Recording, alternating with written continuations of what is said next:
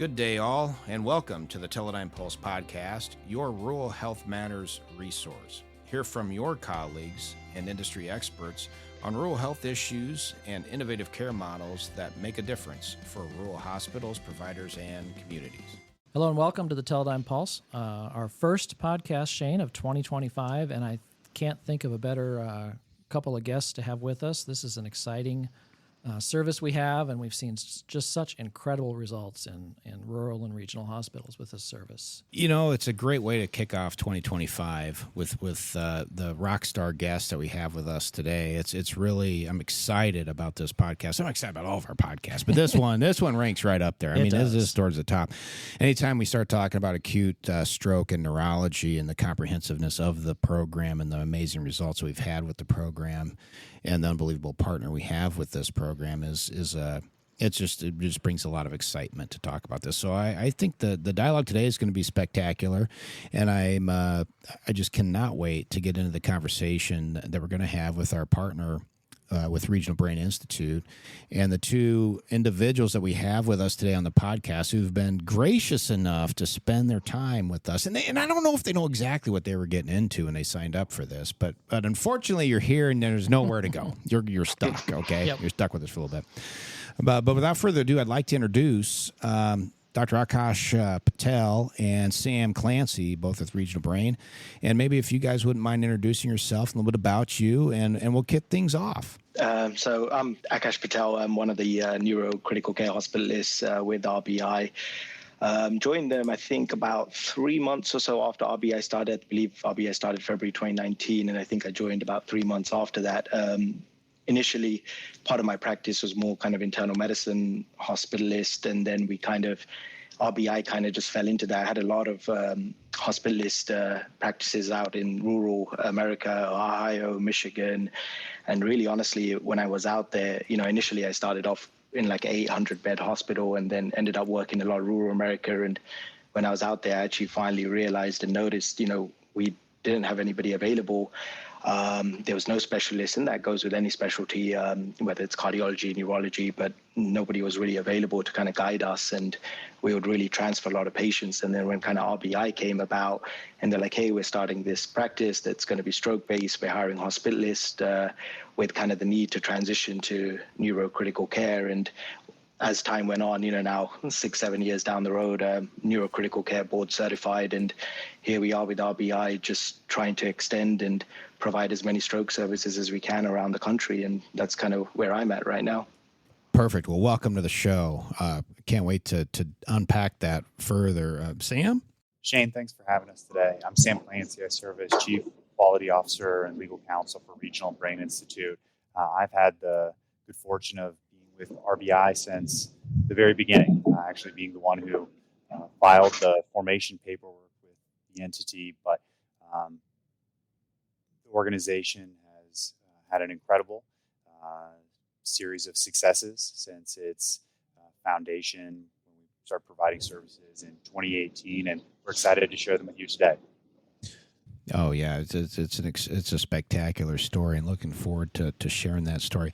How about a little bit about Regional Brain in general, in terms of an overview of the company and the services that you're providing today? Obviously, the primary focus is on acute stroke and neurology services. So you maybe give it a little bit of an overview. Yeah, I'd love to do that. So RBI started providing services in 2018. But before that, there was a significant amount of time dedicated to developing the concept and the strategy that ultimately became Regional Brain Institute. The goal of Dr. Anna Wanahita, she's a stroke neurologist and a neurointerventionalist. She's really the CEO of Regional Brain Institute.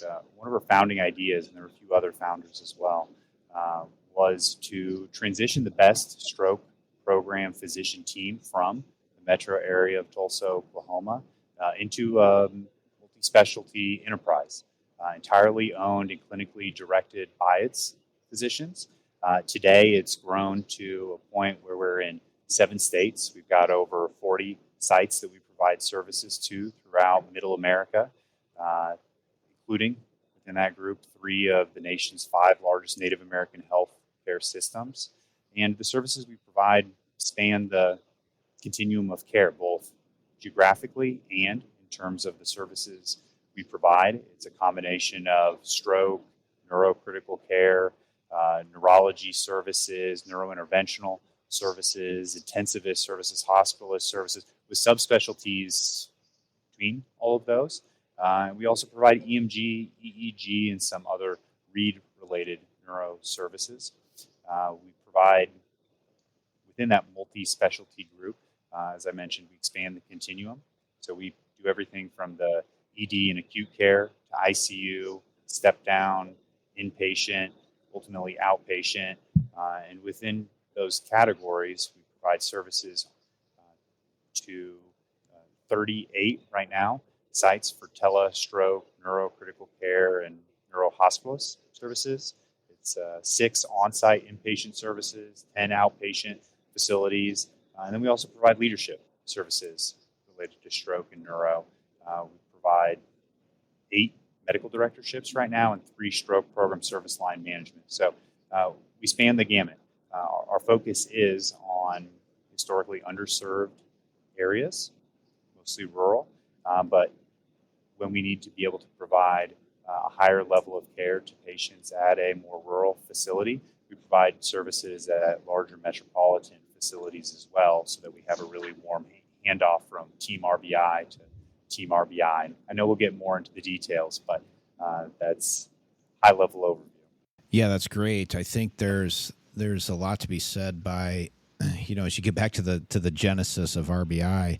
And I met with Dr. Wanahita and Robert Kosherly, late 2018 and in early 2019, and dodged tornadoes across those conversations, of course, with the team. But definitely the passion was significant. That it just radiated from Dr. Wanahita and the passion that she had, not only for providing high quality stroke care, but then her desire to really move this out into the rural markets. And not only that, the thing that struck a chord with me when I met with her, and that happened to be in Kansas City that time, was her willingness and desire to keep patients in rural communities, despite the historical sort of this de facto mental process of drip and ship, where it's just, TPA ship. And she definitely had a solution for that to avoid that sort of pitfall that you run into with those types of programs. And it's been amazing. I knew right then, I said that, this is the partner for Teledyne Health, and aligning forces to help each other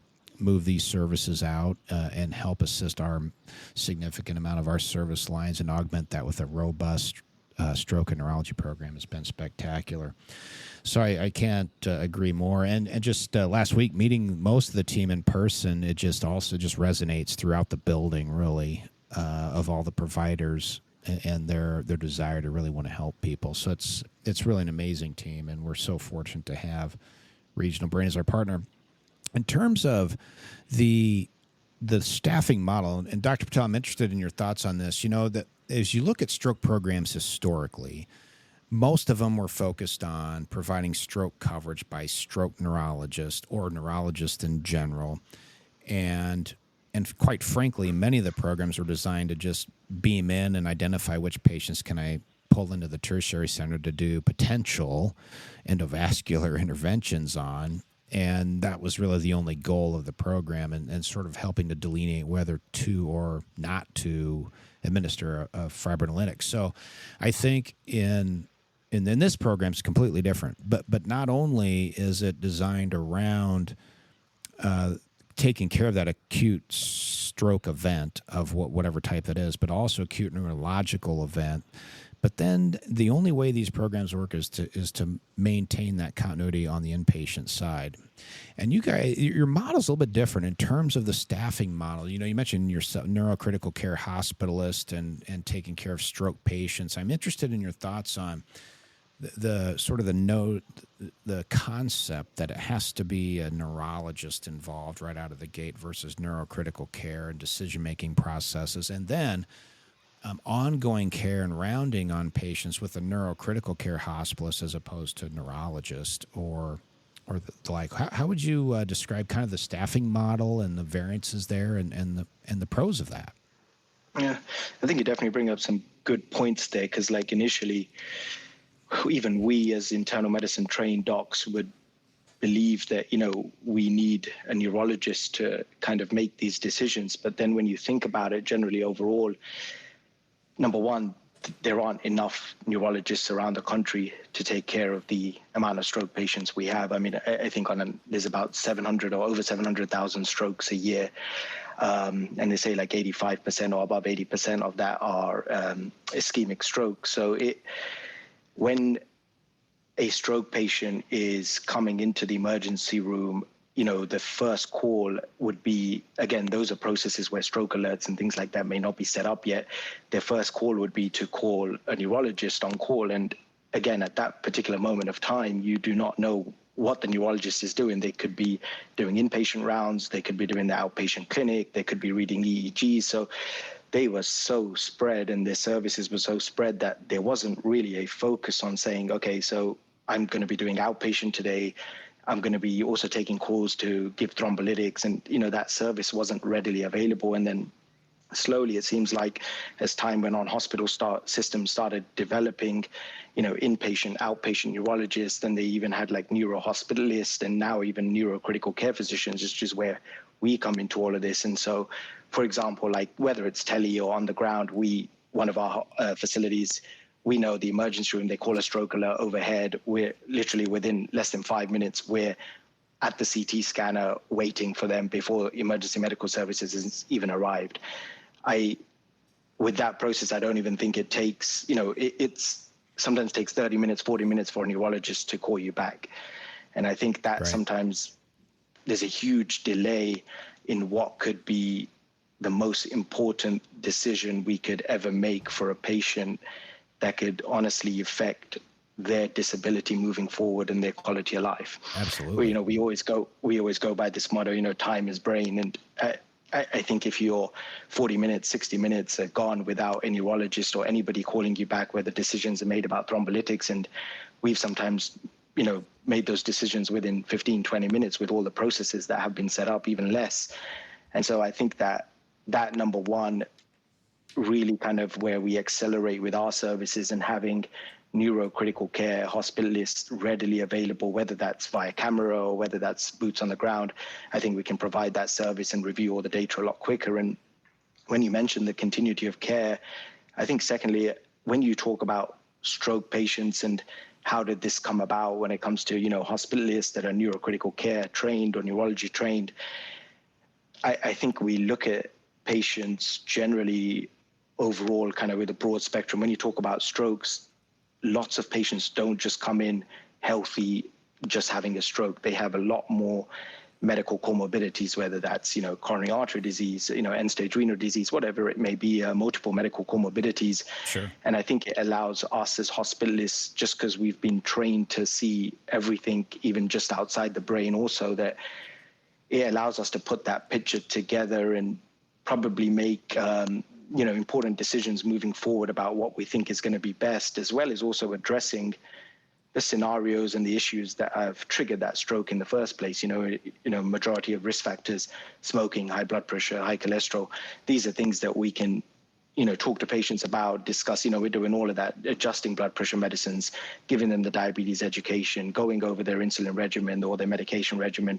We're talking about how to prevent kidney disease, as well as doing everything we can to provide the best care for that stroke too. So I think when we look at it as a whole, I think we're providing a service that not only looks at just stroke, and I think that's where neurohospitalist or neurocritical care really kind of helps us and guides us in making sure that we, number one, from the second they step into the hospital to when they leave, that we are that one service that's doing it all for them. And that also builds a lot more confidence with patients and their families, that we're able to take care of all of this and not having 5 or 6 different specialists coming in talking about their individual specialty. And so it really helps kind of boost that confidence with them and morale. And that overall also helps improve outcomes. For sure. Patel brings up a number of very significant points that I think are too often overlooked. And it dates back to the history of stroke care.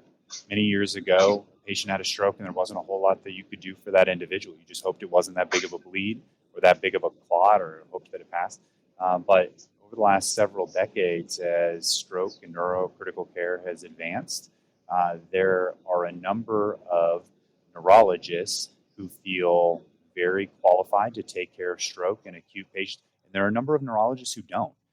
So simply being a neurologist doesn't, in and of itself, qualify you to be the best candidate to take care of those patients. Now, neurology as a field more generally, you do a lot of stroke and general neuro training. There are a number of neurologists that feel more comfortable in a general neurology setting or in an outpatient setting. And so even to look at RBI's teams, we've staffed it with the most qualified, experienced, trained individuals to take care of those acute situations. So on our team, we've got 60 providers. And of them, 45 are physicians. 21 of them are neurologists. But our stroke care team, only 8 of those neurologists are within our telestroke and neurocritical care team because they have the highest level of training, expertise, experience, et cetera, to be in that role. On top of those neurologists on our telestroke team are our neurocritical care physicians. And we've got 8, we just onboarded another 2, so we're up to 10 individuals like Dr. Patel who are part of our team. And they're the individuals that I would want taking care of a family member of mine if they had a stroke or a neurocritical care incident. Yeah, well, I can't agree more. And the volumes and that team has seen, both boots on the ground and virtually, is impressive in terms of the sheer volume of those stroke incidents and downstream rounding scenarios, and what they've managed is very impressive. The beauty of the system, though, is in the event you do need, as I mentioned, it does obviously address the acute stroke issue, the ongoing stroke care on the inpatient side. I would also argue that, kind of to your point, Dr. Patel, that as you sort of formulate a game plan for discharge, looking at sort of a global picture, taking into account all of those comorbidities, which I find that surprising that some of these folks have some comorbidities associated with them. They're having some major medical event like this. But the fact is they do. And I do think it's helpful to have that angle as opposed to exclusively on the neuro side. But the beauty of the program is, in the event that there is a neurological emergency that does require neurology involvement or neurologists, we have that. They can certainly access the neurologist to do that evaluation as well, both in the ED or on the inpatient side, and follow them if it's an acute neurological event like a status epilepticus issue or a Guillain-Barré exacerbation or acute spinal cord injury or something along those lines. Absolutely. Really, that's the flexibility and the beauty of the program. Yeah. And we staff it in a way that accounts for exactly what you just described, Shane. When we're providing the telestroke and neurocritical care services, every shift we have at least 2 providers on duty. It's a combination of the neurologists and the neurocritical care physicians. We've recently added other advanced practice providers with stroke and NCC experience and board certification who have been doing this for decades. And so you're exactly right. Depending on what it is that the patient is experiencing, our team always has the ability to right-size the care and the expertise for that patient, whether it be access to a neurologist or otherwise. And so we have a primary provider and a backup provider to make sure that those patients are very well taken care of. Yeah, that's awesome. And I think the Dr. Wanahita's approach on that right out of the gate and early on was really spectacular. And I think certainly what resonated even here just last week and meeting a lot of the providers is that's who she attracts, right? She attracts that quality blue chip, so to speak, provider to the mix, whether it's an APP or a physician, regardless of the discipline. So, on that point that you made, Shane, Dr. Wanahita probably doesn't have the amount of times that I've called at 1 o'clock in the morning just to review a case or something. I'm sure she's kind of blocked on my calls now, but she's blocked me, Dr. Patel. That's because you throw her into a tornado. Yeah, I do. So, I apologize for that. Right, but like you said, we try to do everything. Again, we're not neurologists, and we try to do our absolute best, with what we know for sure, and that is stroke. And like you said, there's lots of things outside of stroke that we might get status, myasthenia gravis, Guillain-Barré, and there's times where we'll be like, okay, we know this is what this is, but they're always available. And the way RBI has been set up, just like Sam said, is that we have neurologists at all the sites where we can be like, hey, okay, this case is a little bit more challenging. We thought it was a stroke, MRI came back negative. They still have deficits. Is there something more going on here than what we think? So we're always reviewing images and, the cases with Dr. Wanhiro, whichever neurologist available with RBI. And that's actually one of the things that we like, that we have everybody available in-house or under one roof, that I can just text and say, hey, can you just give me a call when you get a chance, and we review the entire case. And I think that's kind of one of the wonders of RBI, that we don't really have to, in complex cases, go looking for a separate specialist outside of our group, or because everything's just within house. Right.